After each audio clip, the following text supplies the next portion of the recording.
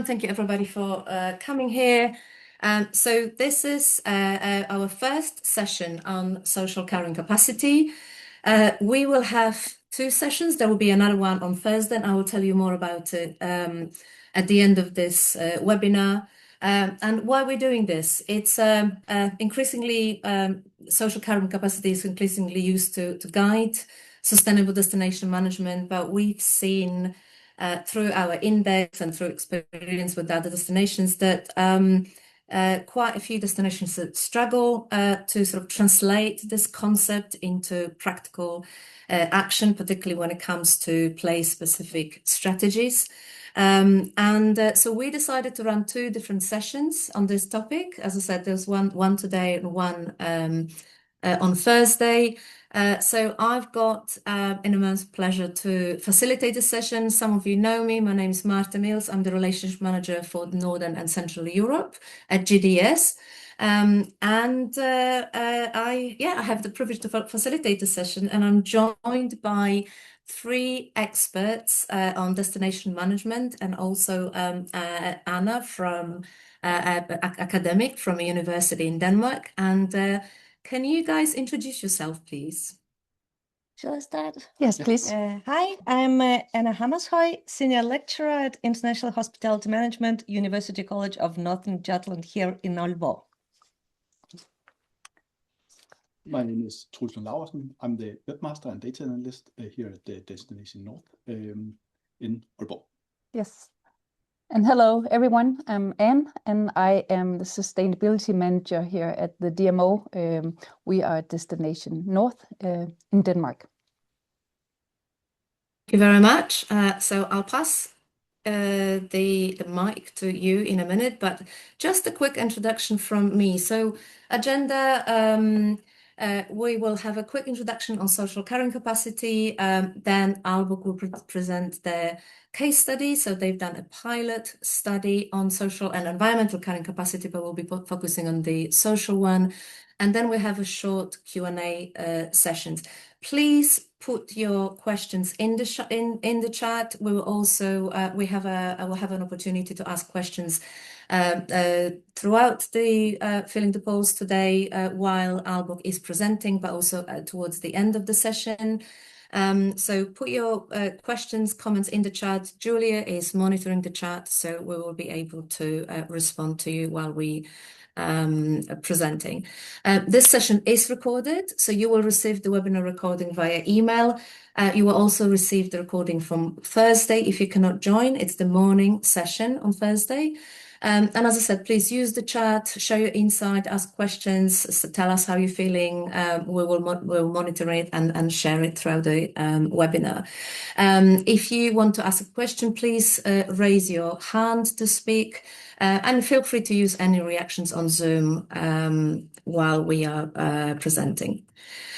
So very quickly, so introduction to social carrying capacity. So why have we decided to have this webinar on social carrying capacity and what this is all about? So this is about understanding the social limits of place. So how many visitors a destination can welcome before it affects the daily life of residents, community well-being, and also visitor experience. So how many can a destination hold, welcome, until it's the well-being, and the visitor experience starts to decline. So generally, social carrying capacity focuses on how residents feel about tourism pressure, how visitors experience shifts when spaces become crowded or commercialized, and also how community life, culture, and social cohesion evolve as visitor numbers grow. Why social capacity matters? It helps us understand resident well-being, visitor experience, community resilience, and also destination. It's got an impact on destination reputation. So it helps us answer questions. Are our residents feeling at home? Are they feeling safe? Are they feeling valued in their own place? Do they actually accept and want tourism? When it comes to visitor experience, studies, sort of social carrying capacity studies help us understand and sort of answer questions. Are crowd, queues, or congestion reducing the quality of visitor experience? So what is the impact of tourism and the growing tourism on visitor experience? Then community resilience, again, trying to understand, are public spaces, housing, local businesses, and culture still supporting residents as well as visitors? And also helps destinations with managing reputation, helps answering questions, is growth creating long-term value or risk frustration, polarization, and decline? And it's important for this responsible, sustainable destination management. Managing these dynamics, it's essential for building a visitor economy that is socially sustainable, livable, and fit for the future.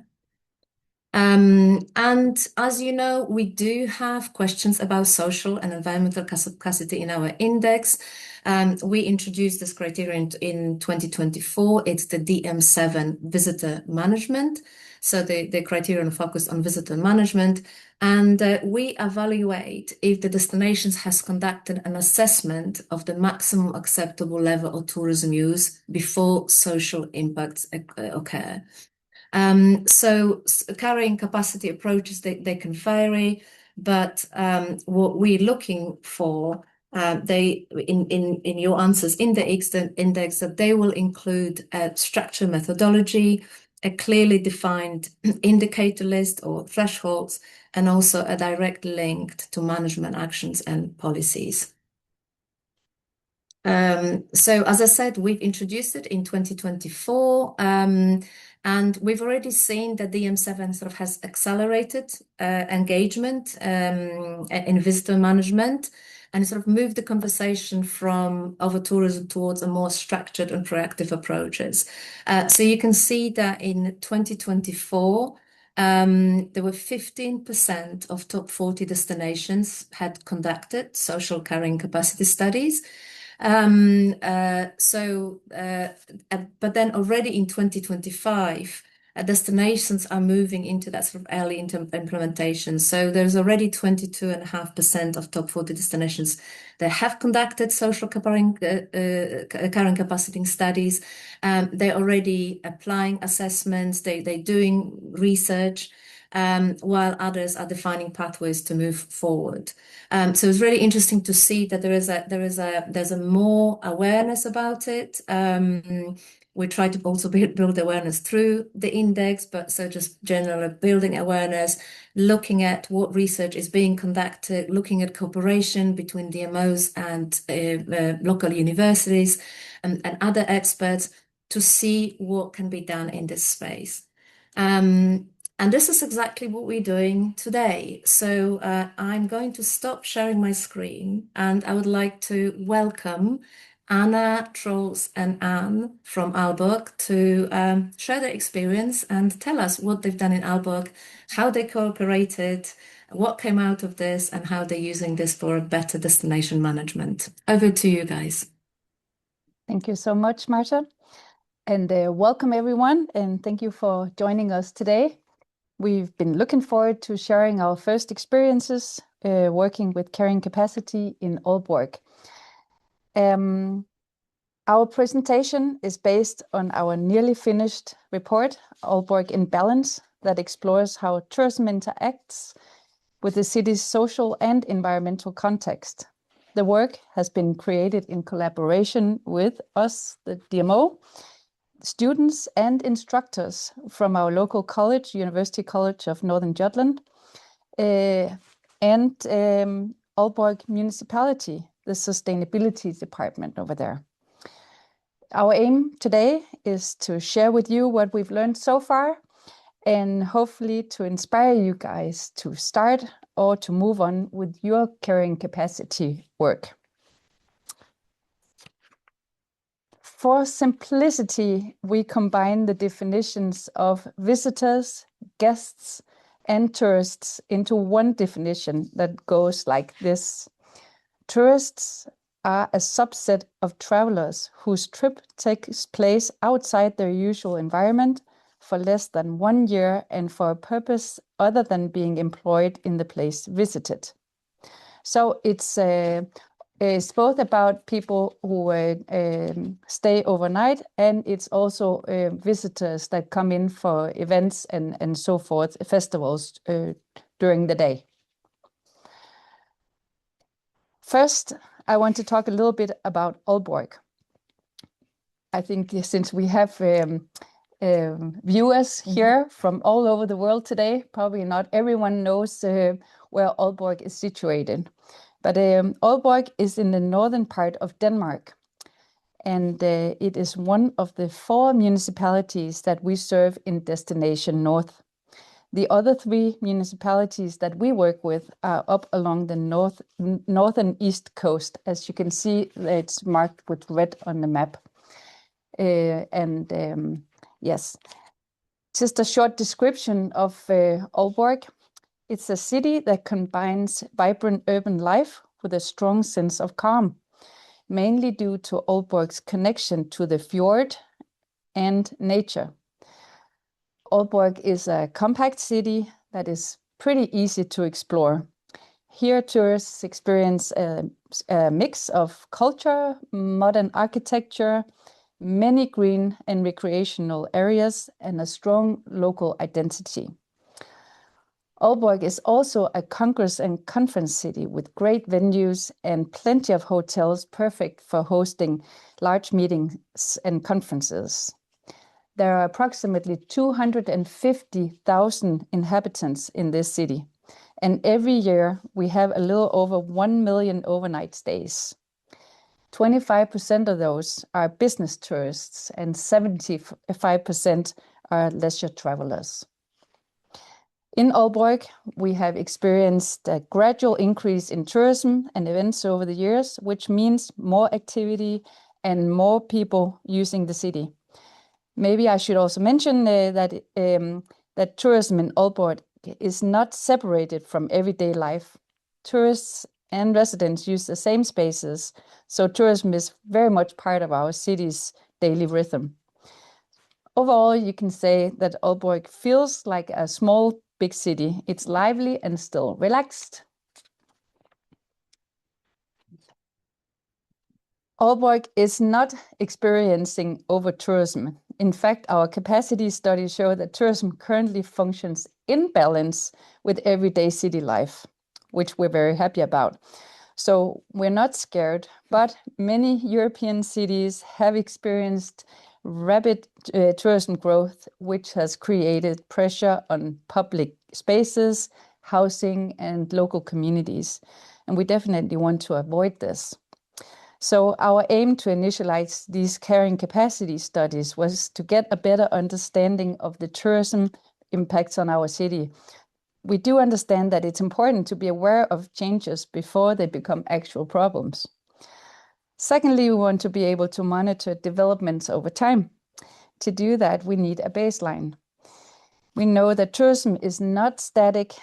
It changes with the seasons, events, and visitor behavior. So instead of making one set assessment of the situation, we know we need to find a way to follow things, how they evolve.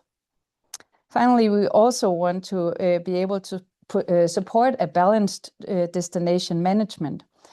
That means ensuring that tourism continues to create value while still being in balance with everyday life in the city and the needs of the local residents, as Marta mentioned also. But before we go any further, let's talk about the definition of carrying capacity, and Anna will tell us a little bit about that. Yes, so carrying capacity. We can say already we heard a definition from Marta, and I agree with that, and David Weaver agrees as well. This is the definition which we used as a starting point. So again, a maximum number of visitors or tourists at a specific destination or place can accommodate within a certain period of time without causing significant damage, right? Significant impact. But here it becomes interesting because it has several dimensions or implications. So we can talk about damage or impact both in terms of environment, cultural heritage. It could be infrastructure, congestion, some negative impacts on the quality of life, and of course on the visitor experience. So Marta mostly focused on the social carrying capacity, but it can be very much intertwined with the environmental damage and impact as well. Yes. And again, to support what Marta was saying, we can say that many destinations very much find it important to work with carrying capacity, or at least understand what it is. Some because they have to, and I would say it could be called a reactive approach, because there is already so much pressure from unbalanced tourism, or as we call it often, over-tourism. And the pressure can come from the residents because they're not happy with what's happening. It could come from environmental agencies. It could come from other key stakeholders, but also from visitors themselves if they don't have a good experience. And on the other hand, and this is what Anne mentioned, one could use a proactive approach, right? So although the destination is not experiencing any palpable impacts, we can still ensure that the destination develops in a more sustainable or balanced way. So it's kind of a thinking ahead approach. Yeah. The starting point for our work was actually quite simple. We wanted a better understanding of the tourism and the consequences of tourism in Aalborg. Questions such as how does tourism interact with the everyday life in the city? Where might pressure occur in the future? And what signals should we monitor? Were some of the questions that needed answers. We also thought it would be a good idea to develop a carrying capacity pilot model for future use. One that can hopefully come in handy in other parts of our destination. So it's not a one-off, it's studies that we can use in many different places. For example, in some of the smaller cities along the coast of the northern part that I showed you on the map earlier on. Some of these places might be where they have smaller cities, and therefore they could be more susceptible to fluctuations in the number of tourists from season to season. We're also thinking we can use this model on a very special island that we have here in our destination. They are working really hard to become UNESCO World Heritage listed. Here, the carrying capacity study could be very useful for them in order to find out how many tourists at a time can this island handle in order to give them the site proper protection and take care of the inhabitants of the island. So we have great plans for our carrying capacity studies to be used in several places. Okay, so here we wanted to make a study, but what should it include? What are the ins and outs of such a study? Maybe some of you have asked yourselves that question too. When we started exploring this topic, we looked into how other destinations had approached it. And to be honest, it was actually quite difficult to find clear and practical examples to follow. We did find a few examples, and we also reached out to Marta. Please help. Can we look at what others have done that can help inspire our work, including studies? And we found some that we could actually read. Among others, there was a study from Athens in Greece. And it was in Greek, and we had great trouble getting the document translated into English so we could even read it. You know, they have special letters down there, so it was quite difficult. But we also found some studies from Milan and our own GDS destination friend, Helsinki, as well as guidance related to UNESCO World Heritage Sites. But it was not that easy finding inspiration, so it was a little bit of starting trouble. But Once we got into to working with and looking at other destinations studies, then we realized that there is no one model fits all. Every destination does it differently.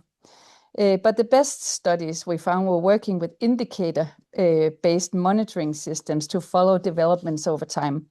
Good to know, we thought. That inspired us to explore whether a similar approach could work for us here in Aalborg. We had to set up our own indicators, though, based on our areas of interest, because we are a unique city and therefore we needed some unique indicators. So instead of trying to define a fixed capacity limit, we decided to monitor these indicators that cover both social aspects and environmental aspects. Our analysis is mainly based on existing data sources and desk research that link directly to social and environmental carrying capacity. We found that we could start the work immediately, even without perfect data, and that helped us a lot. The existing data sources were then supplemented with a qualitative insight from a field study here in Aalborg, carried out by University College of Northern Jutland. So yes, an important part of our carrying capacity study work is the collaboration with University College of Northern Denmark, UCN. The students from UCN contributed with academic perspectives, research method design, and very dedicated student involvement. Anna will talk in detail about this later and describe how we did that. Yeah. Before I give the word to Troels, I want to stress that the purpose of our work is not to limit tourism, but I guess, our job as a DMO is to attract more tourists to the city, leisure as well as business tourists. So no limitations, but we want to develop and manage tourism in a responsible way. By monitoring our indicators over time, we can understand the trends of the city, detect early signs of pressure, support better planning and dialogue with stakeholders, and ensure a consistent and high-quality visitor experience. In that way, we hope to ensure that tourism continues to contribute positively to Aalborg's city life and its identity. My colleague Troels will now take you through the indicators we have chosen for our carrying capacity work. Take it away. Thank you. Yes, first I want to talk about what kinds of data sources we used in the study. And as Anne said, we used two kinds of sources, existing sources and a new field study that was made especially for this study. In this part, I will talk about the existing sources, and Anna will tell about the field study later on. Yes, in this year's study, as Anne said, we've mainly used existing sources. It represents the largest number of data sources, and we use those for a number of reasons. First and foremost, they're easy to access. They're relatively cheap to come by, and it makes it possible for us to test out if there's anything we want to try with the data, to see if it fits what we want to achieve with it before we do an even bigger study or research. So it makes it possible to sort of test out whether the data is relevant or not. One of the disadvantages of it is that it's not necessarily made with tourism in mind. And one example of that is one of the data sources that we used is to talk about safety for tourists. We don't have a number that look exactly on that, but we have a general number on theft and violence in the city. And but it's in total. It's also includes inhabitants, but both those numbers are relatively low compared to the average in Denmark. So there's not really need for any further study on that yet. And it's also important for me to say that we look at the indicators on social carrying capacity. So it's not necessarily tells the complete story, but it shows a certain direction in the data and shows whether something is interesting. Then it's possible to look even further into it in further studies. Yeah, and another example of how we try to supplement the data from these two sources is we do a satisfaction study. How satisfied are the locals with tourism? And in the conducted survey that we use first, we look at Aalborg in total. But as you know, tourists tend to concentrate in certain areas of the city. So to compensate for that and look at the city on a more detailed level, we complemented with the field study together with UCN to focus on certain parts of the city. Vi har vist allerede skiftet. No, yeah. Yeah. So what sources do we use? As you know, not all sources are equal. We try to focus mainly on trusted sources with high confidence, and we evaluate each of the sources before we decide whether we can use them or not. Examples of official and trusted sources are Statistics Denmark, the municipality, as Anne touched upon, and also Visit Denmark. We also use data from businesses such as AirDNA and Lighthouse, TripAdvisor, and Booking.com. Yeah, so this is some of the consideration on what data sources we could use for this for the carrying capacity study. So now let's look at what actual indicators that we have used for this year's study. I would just want to say that I will talk mainly about the indicators and not so much about the actual findings, the actual numbers, because I think it's the method that's really interesting and relevant for you. So I'll keep it to that. Great idea. Yeah. Yeah. So the first one we use to look at is we use to look at visitor volume and intensity. It's the number of commercial accommodation in the city.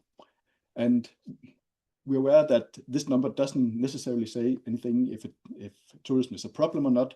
But the way we can use it is to compare it to how many visitors is there per residence or per square kilometer, as well as compare it to other cities of the same size and see how we compare to that. We can also look at the accommodation rate and see if we are at max capacity much of the year. For short-term rentals, we compare the number of to the number of residents and compare to other cities as well. And as I already talked about, we look at reported theft and burglaries and reported violent crimes to look at the safety measures in the city. And yeah, as I said, that isn't inclusive for tourists, but it still gives a pretty good indication on the level of crime in the city. Which is very low. Yes, it is. So welcome to Aalborg. It's safe. Yeah. Couple of more social indicators to look at the residents' satisfaction. How satisfied are the citizens with tourism? We use a citizen study done by Visit Denmark, and that one is a really good indication whether local thinks tourism is a problem or not. And our latest study showed that only a very small number of locals dislike the tourism. So we really like that. Another important angle of the same subject is to look at what the guests think of the city. And to shine a light of that, we use a guest survey, also from Visit Denmark, and we look at reviews from TripAdvisor and Booking.com to get a indicator for that.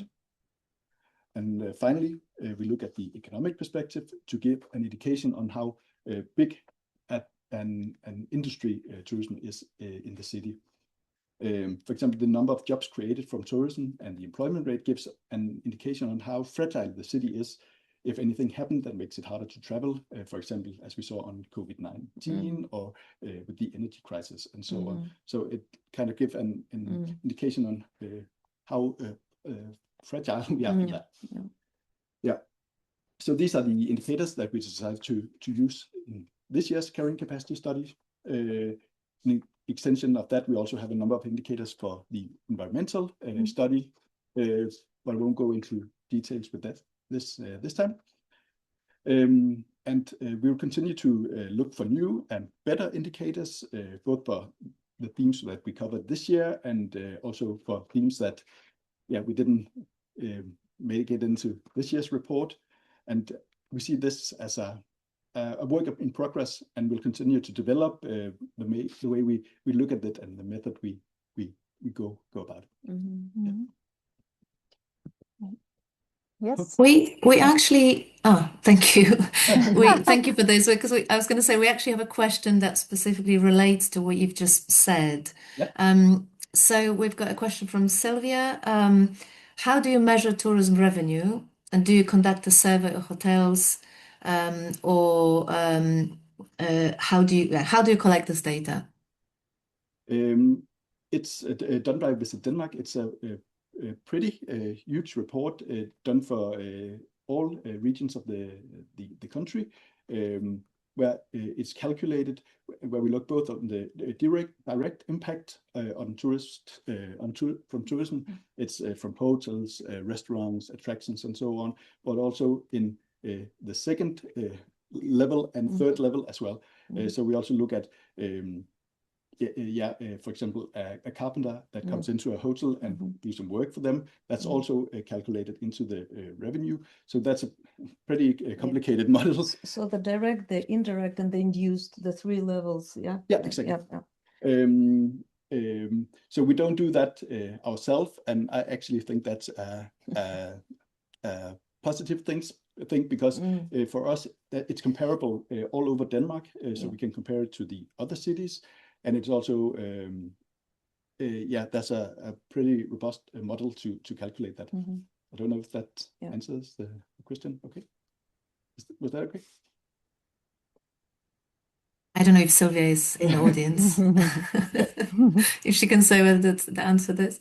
Or if there's it's called, the report is called Type, the economic. Let me see if I can translate it. The economical. I don't remember what it's something. The economic significance from tourism. Of tourism, that's it. I think it's only available in Danish, but if you're interested, I can you can find it both on Visit Denmark's website, or you can reach out to us, and I'll be happy to send it to you. Because they also describe the methodology there, right? Yeah, exactly. Thank you. Great, thank you. And we've got another question from Miriam. Reviews from TripAdvisor or Google could origin from guests and residents, especially since they're using the same spaces. How do you filter for guest reviews only?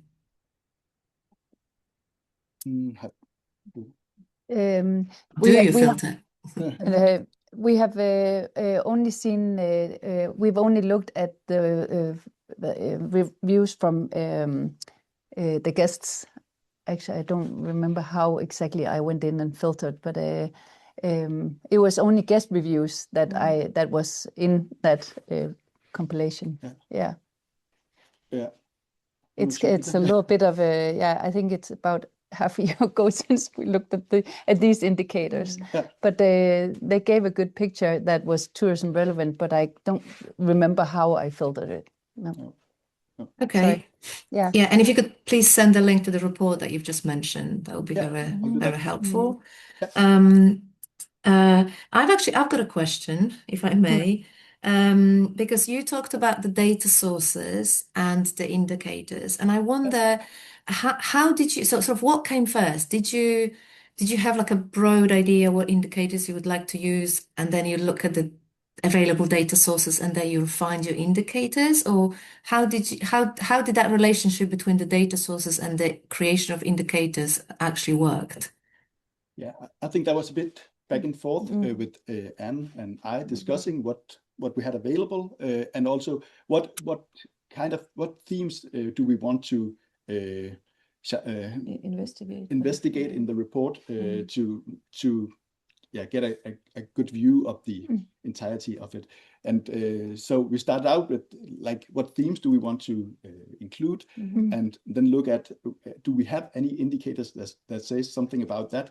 And some of them just wasn't available, or we didn't have anything that could help us with that. So sometimes we have to scrap them, and sometimes if we adjusted them a bit, we could say something. I think the safety example could be a relevant example, because it's not tourism, but when we dived into it and saw that, yes, it was available, and so it made sense for us to use that anyway.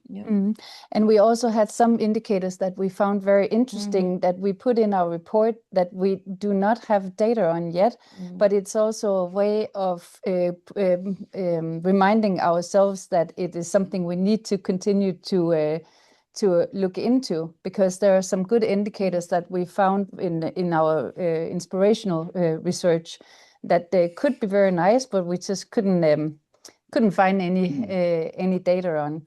So, but we hope, because we aim to continue our studies, that we'll be able to find data on those. Yeah. And I think actually even more in the environmental study, together with the municipality, we have spent a lot of time discussing with them, what do they have available that can help us to say something about this that is relevant, and that has taken quite a lot of time. Yeah. Great, thank you. Okay, I can't see any more questions in the chat. I don't know if anybody has a question. You can raise your hand. And we're also, there's a clapping from Lisbeth. Thank you very much. So we'll have more questions at the end of the presentation as well. So please free to put question in chat, or just wait until the end of the presentation. Okay, guys, we can move on. Thank you for this. Yes. So Troels was talking about the existing data. And at some point, there came a realization that we could do something else. So when we talk about the data available, the existing data, we can say that it gives us a helicopter perspective, right? So it gives us lots of data were taken from Visit Denmark, as Troels mentioned, Statistics Denmark. So they were collected on a larger scale for the entire country. And when I got an invitation to cooperate from Anne, I got actually quite excited, because I thought it really fits the bill, both for our college, for me as an instructor, and for our students. So, for example, UCN has a motto, education in real life. So being able to cooperate with a destination management organization is an excellent example of real life cooperation. For me as an instructor, it was a nice professional challenge, because I showed you the definition by David Weaver. It's an old definition, and I thought, carrying capacity, easy peasy, we can do it quickly. Then I started looking at the existing research, and it became very confusing. Lots of shambles there, because, there are so many different indicators, there are so many different methodologies. Some use very complex economic models just based, on accommodation and short-term rentals. Others use indirect data like happiness of the population, but again, that could be very indirect. So it was very interesting for me to see, can I understand carrying capacity better? Myself as a teacher who teaches this subject, destination development, and carrying capacity being one of the topics. And for the students as well, it was an excellent exercise, because they always want to be out there with practical examples, with real life challenges. They don't want to be sitting in the classroom all the time. They want to make sure that the dry academic models are being, diluted with some fun facts, and they want to be out there doing field studies. And this is what we did. So if you can keep it, yes. So what exactly did we do? Since we had a group of students available, we thought that we can take this helicopter perspective and existing data and combine it with some very, zoom in and do some micro research. So we collected the students, presented them with the assignment, and asked them to do some direct observations and measurements. For example, noise levels in different places, areas of the city, crowding, any examples on social behavior, and some indicators like overflowing waste bins. For example, different types of waste on the ground, lots of plastic or something else, both on the streets of the city and also along the coastline. And has shown you some beautiful pictures, and being close to the Limfjord is a big part of our place and place identity. So that was direct observations and measurements, and also some vox pops, some tiny micro interviews with the locals in the areas where the students were stationed. So locals, tourists, and also employees in the cafes, shops, and so on. And they had to ask 3 questions. What is your experience of the areas in the evening? Because they were doing observations during the day. Are there any factors bothering you in this area? And what should be changed, if anything should be changed? And it's interesting also to say that we did the design in co-creation with the students, because Anne, Trolls, and I identified some areas in the city which would be the ones most pressured by tourism, right? So we have certain residential areas where tourists never come, but there is the historical center of the city and the areas close to the Limfjord where people love to hang out, where tourists come, where the residents come. So those common spaces which everybody is using. So we identified some areas, but then the students said, well, wait a minute, what about this place? Or shouldn't we include something, another area? So the students, being also the residents and the users of the city, actually gave us some excellent ideas into identifying the areas. And considering that it was a pilot study, we were very open to all suggestions.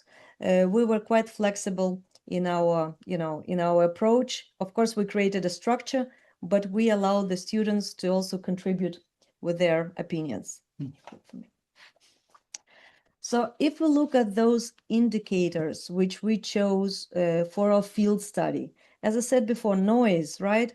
And noise can be seen as an environmental factor, so a factor of environmental social capacity and social carrying capacity, because it is also something we consider as an important factor for our daily life comfort, right?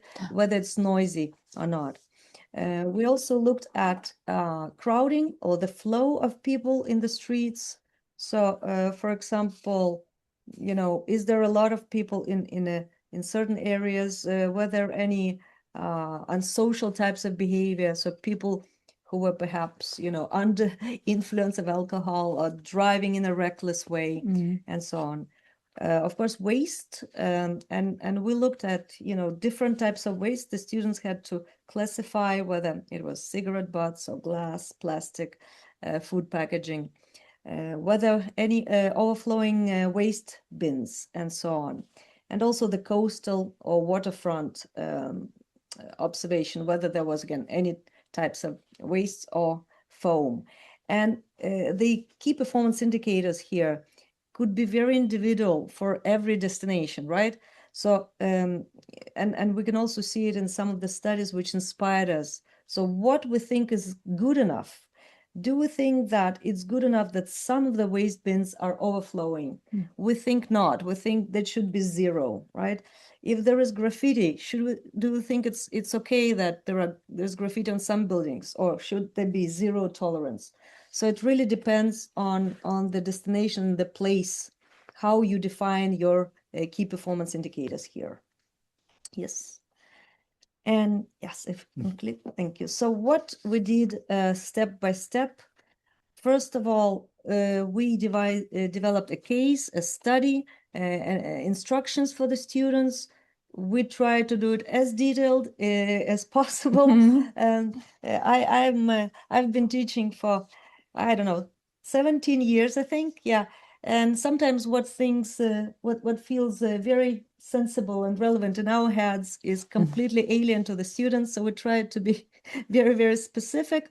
And of course, when we presented the assignment, we also had time for questions and so on. Yes.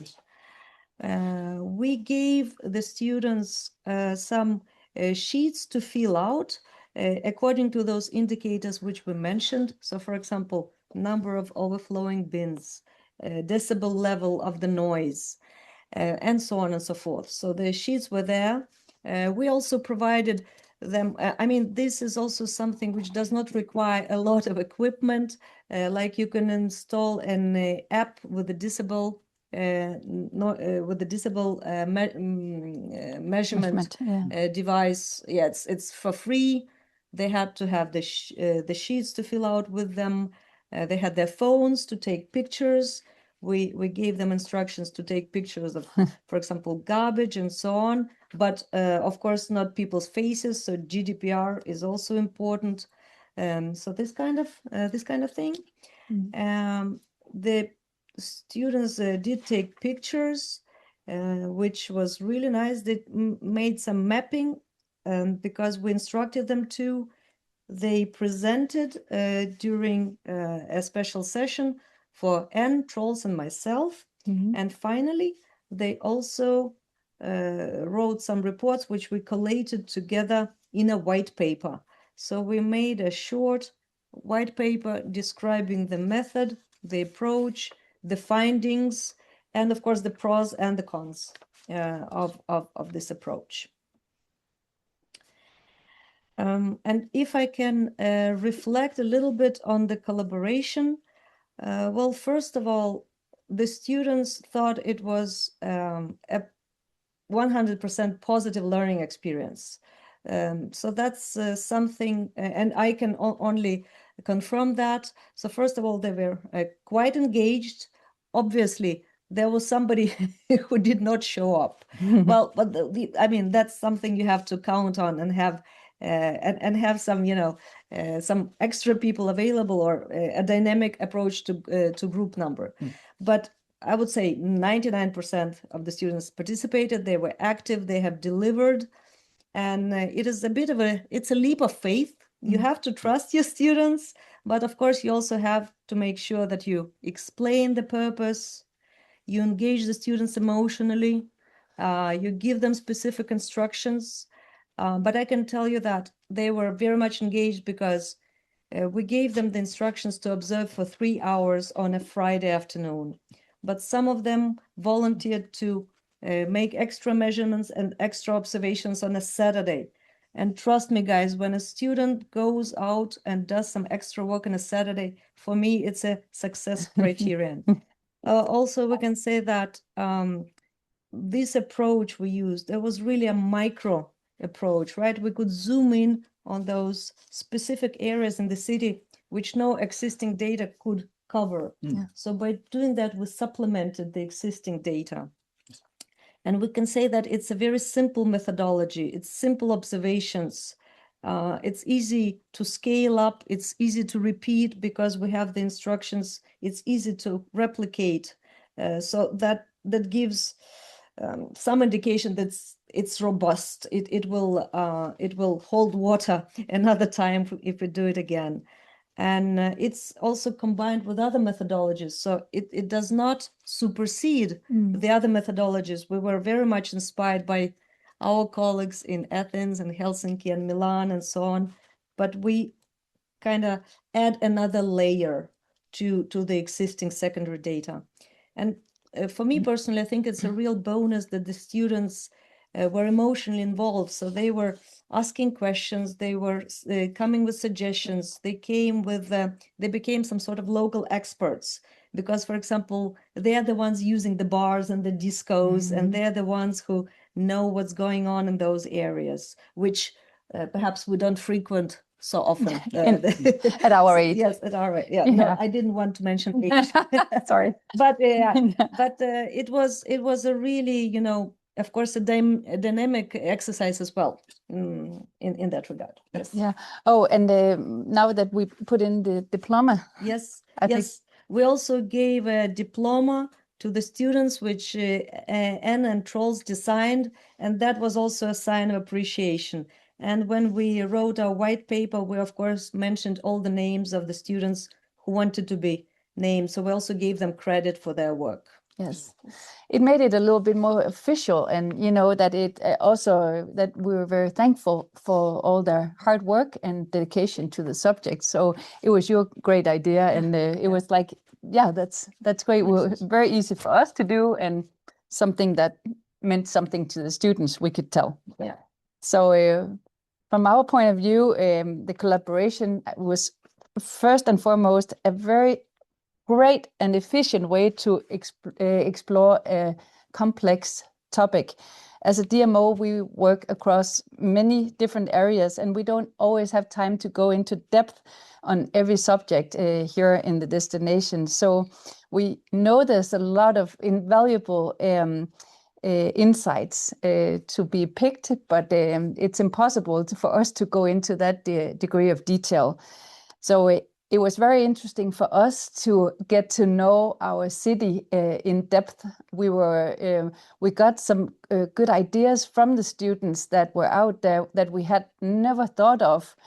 Could, for example, be helping if the noise level was too high, or if there was an example of how to put up some boundaries for. We have a party street in this in Aalborg, and they had some good examples of how can we perhaps help limit the noise level. So that was a nice eye opener to us. Can I mention another example? Yeah.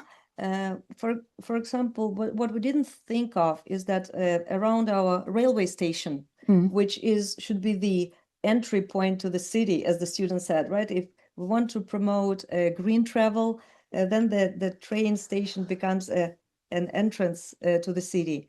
For example, they pointed out we could have better sorting containers for sorting waste there. So it could be one of the first impressions the tourists get when they come to the city, that we have actually a good sorting system. Whereas so far it's been perhaps a little bit overloaded, right? The bins over there. Yeah. So that was like a tiny example of how you can make a difference in this area of the city.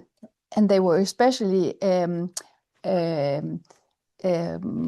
tuned into all the cigarette butts, that there was not a special garbage bin for cigarette butts, as it is possible to get, where you put your cigarette butt in a special place, but that was not available in the bus and train stations. So, you know, they gave us a hint about this, and you know, it's something for for our further work, and since our municipality is so happy to work together with us too, and they listen to what we I have been doing with this study, that it's something for future use as well. Another good thing about the collaboration with UCN and the students is that they are very, very strong on their analytical skills. They are used to collecting data, and they are used to working systematically and to present their findings in a structured way. We benefited very much from this. Also, they had fresh perspectives, as I just mentioned, and up-to-date knowledge from their field of study with Anna. Another thing is, I think we mentioned earlier too, is that they are active users of the city themselves. So it was relevant information that we got firsthand understanding of how Aalborg is experienced. We live here, so you know we're used to seeing the same stuff. But the students are from all over Denmark, and even international students as well. So they count a little bit as tourists as well in that regard. So overall, the collaboration allowed us to go deeper into our city and into the carrying capacity study in a relatively short time. and in a way where we didn't have to do everything on our own, which was very good for Troels and me as well. Yeah. So now we're approaching the end of our presentation, and just a few notes on what we see as next.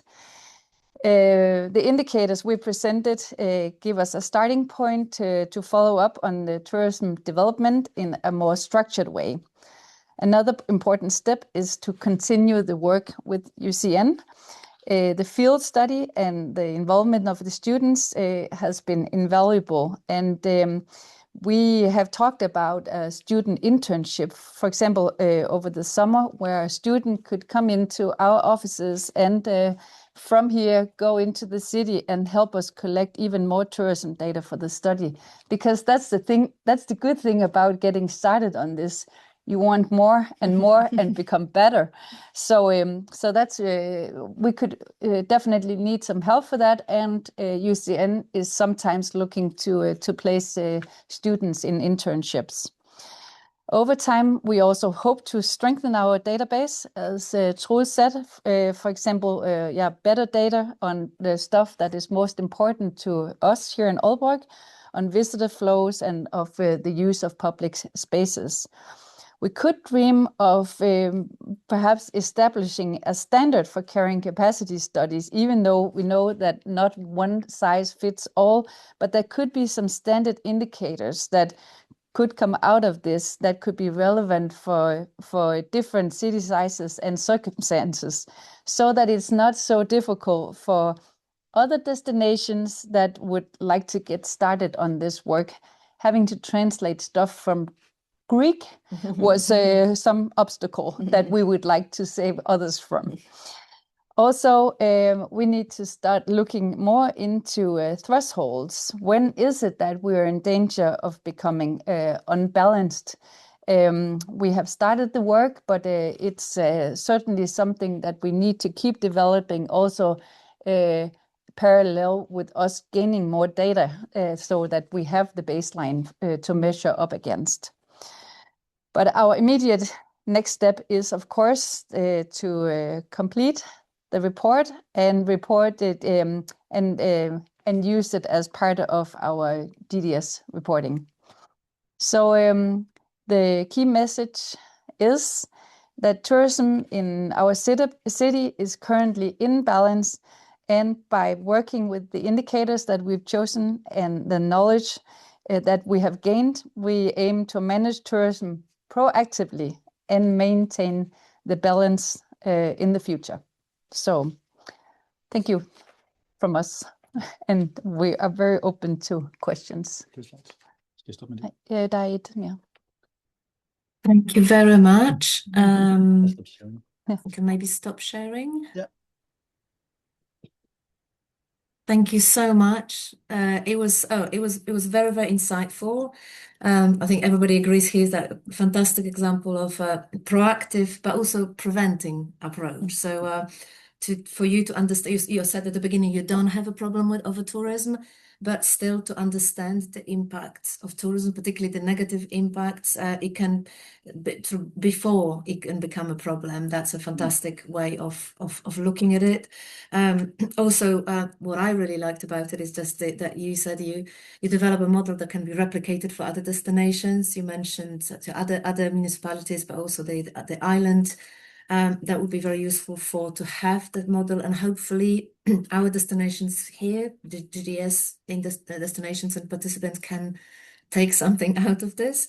And also a fantastic example of collaboration and co-creation.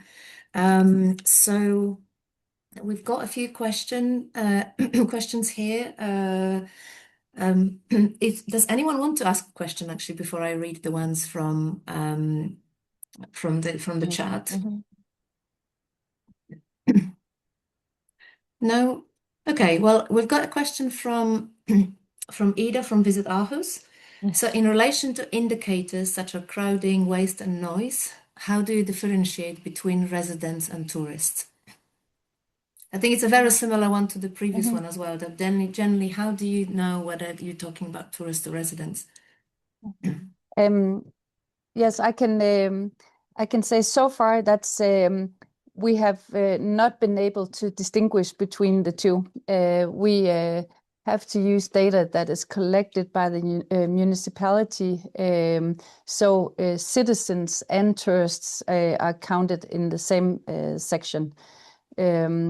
There's not really, since the definition of tourism is people coming to visit our city and maybe not even looking like tourists because they come from the neighboring cities, we have to kind of go about the thresholds for citizen and tourists together.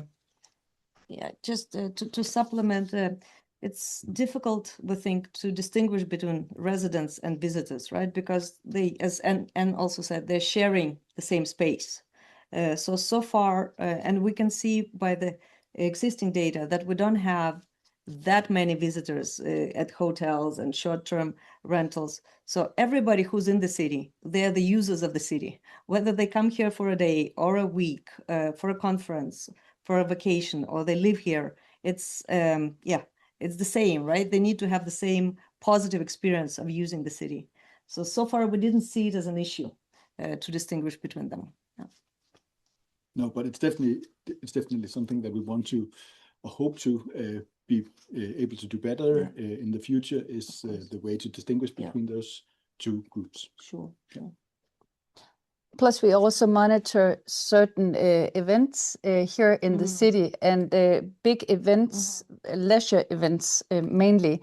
There's the event organizers have they look at not exceeding the maximum number of participants, and all the participants we kind of assume that they are from outside, so it's that's more of getting close to tourists in that regard. Probably the closest we get to tourists versus, but it could also be residents, but it's hard to distinguish. Another question from Rupert. He says, I guess for any monitoring, it's crucial that the data is stable over the years. Is there a way to make sure that there's no change in methodology, especially if you use external data like Google or TripAdvisor? That's one of the reasons that we prefer these official sources like Statistic Denmark and Visit Denmark and so on, because they're quite stable, but not completely. So there's still some changes to the way to the methodology that they are using. For example, in the Tripa report I mentioned earlier, there's been some adjustment to the way they do that. So it's not completely stable, but I agree completely that so that's the reason why we really prefer these official data sources, because they're more stable than the others, and we also have to be to make sure that it's sources that we can get from year to year. But yeah, of course, nothing is completely sure, but we think if we do it this way, there's a better chance that we might be able to get them next year as well. Yeah, so it's consistent, right? Yeah, so it's exactly. Where and are you planning? Of that? I'm sorry. Yeah, no. And are you planning to, because you mentioned that when you were talking about the data sources, you mentioned quite a lot of data from Visit Denmark, but is it localized data for Aalborg, or is it something more sort of general? It is more localized. Yes.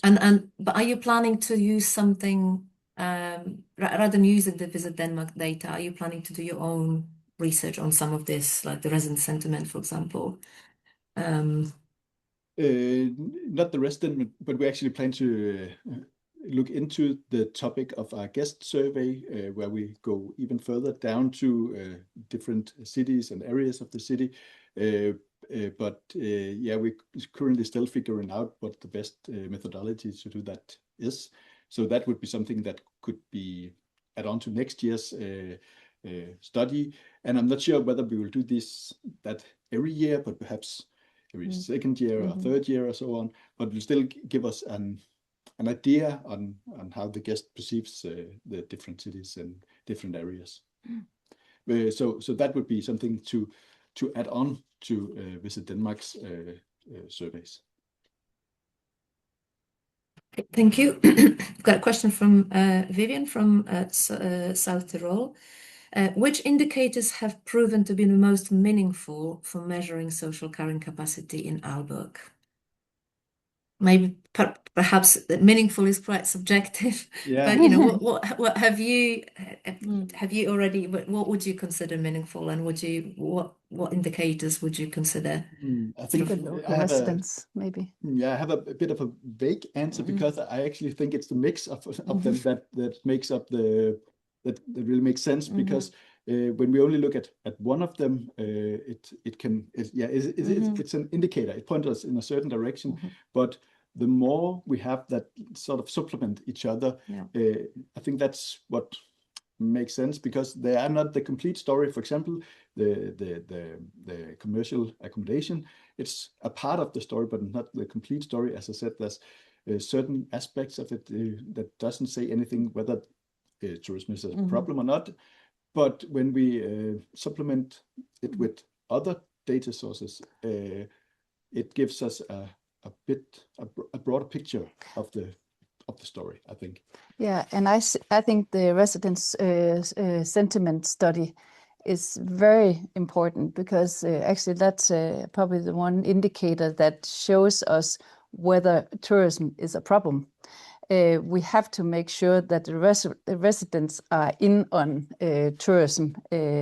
We have to have them as part of our backing group to be able to go further and attract even more tourists. And so all the time, when it comes to social indicators, if we track how the citizens are doing, then we know that we are pretty well off, and we can get access to those numbers for Aalborg once every year.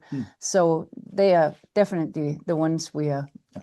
There was actually a study that was started during COVID-19 where there's suddenly a lot of tourists in many Danish cities were missing. So it was a way to look at what does the locals feel about tourism actually, because sometimes there's, especially in the summertime, there's this talk about is it a bit annoying, or is there too many, or so on. So it was a way to actually go into it and see is that a problem or not. Got another very good question. Have there already been concrete management measures implemented in Aalborg as a result of the carrying capacity analysis? Can you please rephrase it? Do you mean if any action has been taken? Yes, so as a result, exactly. It looks like as a result of your study, have any concrete actions have been taken when it comes to the destination management? No, actually not yet, other than the ones that just that if there were any problems, then they are carefully handled by the municipality. But since this study is brand new, then and it's not even been finalized yet, we haven't had any effect at it yet. And since there are none of the indicators that show that there's anything we have to react on, except from the cigarette butts and noise, maybe at certain times, but also the municipality is regulating noise for us. So it seems like the municipality is handling any kind of unbalance that might even be nearing us. So so far there hasn't been anything we have to handle. Just making a baseline of what we could be handling if it went crazy.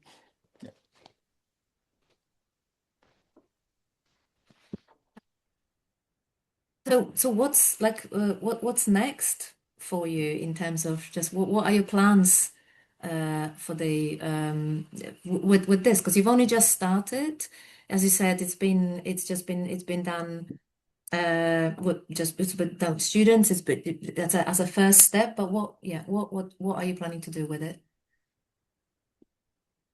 Well, we are planning to now that we have we have found the indicators that we as a basis, the indicators that we definitely need to make this study, but we very much want to expand the indicators together with the municipality as well, so that hopefully we can get better data on inner city. And not the entire, like we'd like to zoom in on where the tourists are located, because right now some of the data, especially like on waste and on traffic and stuff in town, is monitored on a greater area of Aalborg. But our wish could be working closely together with the municipality and see if we can get some data that is more spot on to our purposes. Yeah.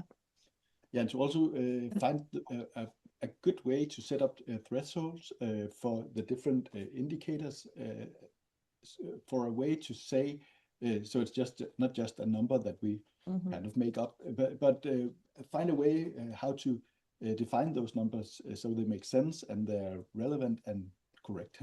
Yeah. Oh, you've actually answered the question that Janie posted.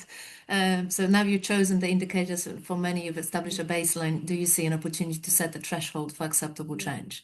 Yeah, we don't know what it is yet. The threshold. Yeah. Another question: has anything surprised you in your work with CC? I don't really know what CC stands. Okay. Yeah. Sorry. Well, perhaps, well, we all live in the city and assume we know the city, but when you start really observing, right? So there is this everyday knowledge, but then when you start observing things, then certain things were surprising. So, for example, a certain spot in the city, which is quite popular, our students pointed out that there were not enough parking spots for bicycles. So again, this goes hand in hand with the green strategy. If we want the tourists not to come to the city center by car, but by bicycles, there have to be parking slots available. So that was something which was, that was interesting. And that's something which the students observed. Or for example, there is a historic street in the city center, which they also pointed out that was actually one place which could be quite overcrowded, because especially when tourists come in groups, like with buses or with cruises, they would come and see this tiny spot, and it's actually a residential area. So that was, I didn't expect that there would be an issue there, but potentially that could be a hotspot. So potentially that could be a place out of balance. So that was interesting, actually. Yeah. I would say one thing that surprised me, I thought when we started out doing this, I expected that there would be a bit of a method, a kind of something that we could plug into and do our carrying capacity study. I thought there would be more studies that we could look into and more so on. But it was, as you also said, it has been a bit hard to find any prior studies. Yeah, just if I can supply that. Yeah, I totally agree with you, Trolls, because I also thought, considering it's not a new concept, right? That, everybody, destinations and practitioners and the academia have figured carrying capacity out, but it doesn't seem to be the case, right? Also from the questions we receive now, what are the right indicators? What are the right thresholds? What are the right methods? We can see it's still very much a topic in development. So that's interesting and surprising, and it's also exciting to be part of this journey. That we can make some small difference for our city. Yeah, and also that we have to realize and accept that it is so much work in progress. our first study here is going to be, you know, maybe incomplete because, you know, of all the stuff we've been talking about. And what we could have dreamed of was that, you know, here is the final report, and you can just look up, and then it's how that should be made. But we must admit that there's also a lot of stuff that we're not able to do yet. But that's why we have kept it in the report, even though that we don't have perfect data, just to keep ourselves aware of what is it we should be looking at in the future, and to remind ourselves to keep going at it. Great. Well, thank you very much. If anyone has any other questions, you can always message us later, and we can always pass it on to our colleagues in Aalborg. Again, thank you very much, guys. That was absolutely fantastic and very insightful, and great to know the limitations as well. As you said, it's you're just starting, but you've got a really good. It seems like you've got a good cooperation. It's great to see cooperation with the DMO and the local university, which is also fantastic. I'm sure you have some tips what could go better next time, but as the work progresses, it will be great to hear from you sometime in the future as well. So thank you very much. Well done. And just before we go, I would like to share one thing with you. If I can find it on my screen. Yes. Just wanted to remind you all about the GDS Forum. So we are running the GDS Forum and Impact Day in a beautiful city of Szczecin in Poland, by the Baltic Sea, between the 16th and the 18th of June. As it happens, it is actually my hometown. I grew up there. I was born and grew up there. Absolutely wonderful, beautiful, green and blue city.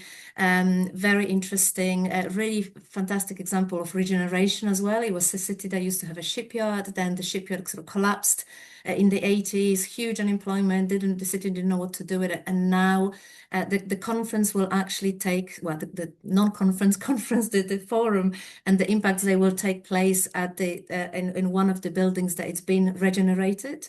So you will love the settings, but at the same time, there's going to be loads of sessions. For those who haven't been, it's kind of, we call it a non-conference. So there won't be any slides, there won't be any presentations. It will be just a sort of co-creation of ideas. We actually ran a session a couple of weeks ago with for all destinations on sort of co-creation the program. So we've got certain areas, certain topics that we'll be discussing, mainly the challenges, sharing what's working, what's not working with destinations. So we strongly encourage you to come, participate, enjoy the city. And also in June, Szczecin is probably the most beautiful because it will be green, it will be warm, and I really, really encourage you to come. And so registrations are open now. You just go to our website and the GDS Forum and Impact Day. There's all information there. Also, just to give you an idea how to get to Szczecin, it's very close to Berlin. So it's easy to access, and hopefully we'll see you there.